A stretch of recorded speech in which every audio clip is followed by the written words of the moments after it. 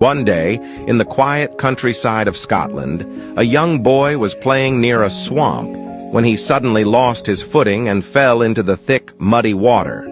The more he struggled, the deeper he sank.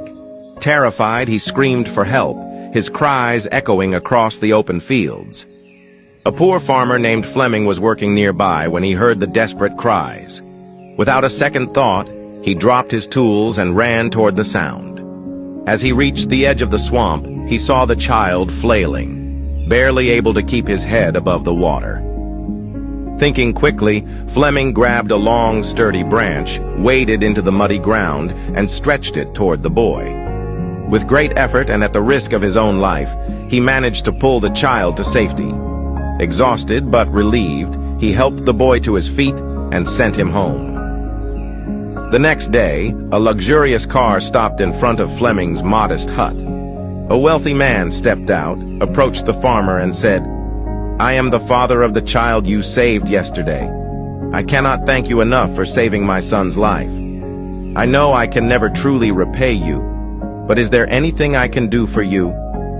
The farmer, touched by the man's gratitude, replied, "I appreciate your kindness, but I cannot accept money for something I did out of humanity." At that moment, the farmer's young son appeared at the door of the hut. Seeing the boy and noticing the humble conditions in which the farmer lived, the wealthy man had an idea.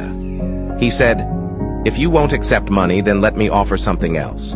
Let me take responsibility for your son's education." The farmer hesitated for a moment. Sending his son to a prestigious institution was beyond his wildest dreams, but realizing the incredible opportunity before him, he nodded in agreement. Thanks to the sponsorship, young Alexander Fleming was admitted to the finest schools, where he excelled in his studies.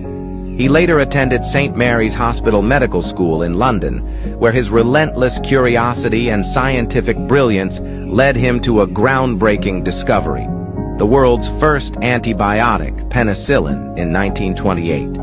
This miraculous drug would go on to save millions of lives. But the story doesn't end there.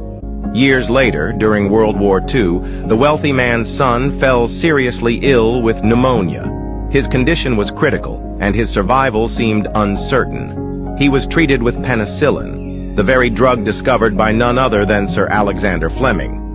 That wealthy man's son was none other than Winston Churchill, who later became the Prime Minister of Britain twice. This story is a powerful reminder that kindness has a way of coming full circle.